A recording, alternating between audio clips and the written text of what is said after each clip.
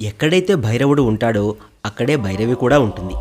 ఎక్కడైతే వీరభద్రుడు ఉంటాడో అక్కడే భద్రకాళి ఉంటుంది. ఎక్కడైతే పరమేశ్వరుడు ఉంటాడో అక్కడే పార్వతి కూడా ఉంటుంది. శివపార్వతులు ప్రేమకు ప్రతిరూపాలు.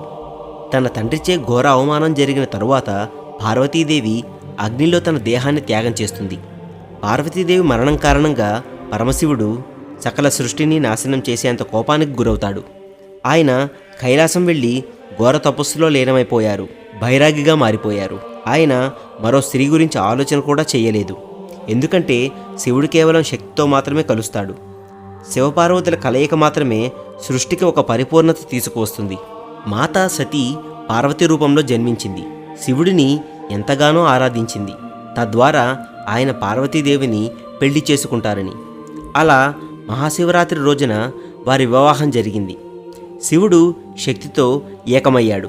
ఇప్పటికీ మన సనాతన హిందూ ధర్మం ప్రకారం వివాహం జరిగే సమయంలో అగ్నిదేవుడిని సాక్షిగా మనం పెళ్లి జరుపుకుంటాం.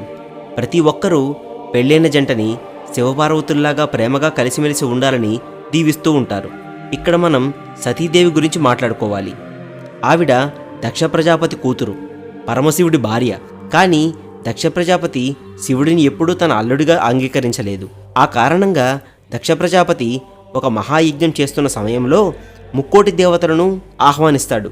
కానీ ఆయన కూతుర్ని మరియు పరమశివుణ్ణి పిలవడు. ఆ యజ్ఞం గురించి తెలిసిన సతీదేవి శివుడితో తనకి ఆ యజ్ఞానికి వెళ్లాలని ఉందని, ఏ తండ్రి తన కూతుర్ని ప్రత్యేకంగా పిలవాల్సిన అవసరం లేదని అంటుంది. కానీ శివుడు సతీదేవిని వెళ్ళటానికి అంగీకరించడు. అందుకు కోపగించుకున్న సతీదేవి ఆదిశక్తి అవతారంలోకి మారిపోతుంది. సముద్రాలు అల్లకల్లోలమయ్యాయి. అగ్నిపర్వతాలు బద్దలయ్యాయి. సమస్త సృష్టి శక్తికి ఆమె క్రోధానికి మధ్య అల్లకల్లోలమైపోతుంది. పరమశివుడు ఆ ఉగ్రరూపం దాల్చిన సతీదేవిని నివారించటానికి ఎన్ని ప్రయత్నాలు చేసినా ఫలితం దక్కలేదు. సతీదేవి ఒకేసారి 10 రకాల ఉగ్రరూపాలు దాల్చింది. ఈ 10 రకాల ఉగ్రరూపాలకి రకరకాల పేర్లు, గుణాలు, ఆ రూపాల్ని ఉపాసన చేయడానికి రకరకాల మంత్రాలు ఉన్నాయి. ఈ 10 రకాల రూపాలలో చాలా వరకు అఘోరాలు, తాంత్రిక విద్యలు నేర్చుకునేవారు పూజిస్తూ ఉంటారు. శివుడి యొక్క మరో కోణం గురించి కూడా మనం ఇక్కడ మాట్లాడుకోవాలి. అఘోర శివ. ఆయన భూత ప్రేత పిశాచాలకు రాజు. ఆయన భైరాగి, శ్మశానంలో నివసిస్తాడు. ఆయన శరీరం మొత్తం భస్మంతో అలంకరించి ఉంటుంది. మనెవ్వరికీ పూర్తిగా తెలియని శివుడి మరో కోణమే అఘోర శివ.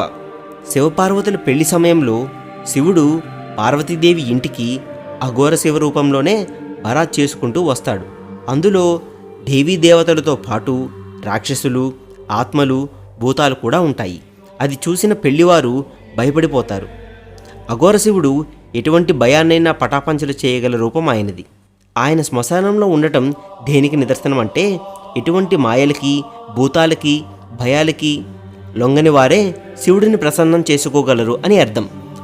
సో ఫ్రెండ్స్, మా ఈ టాపిక్ కనుక మీకు నచ్చినట్లయితే లైక్ చేయండి, మీ ఫ్రెండ్స్ అండ్ ఫ్యామిలీకి షేర్ చేయండి.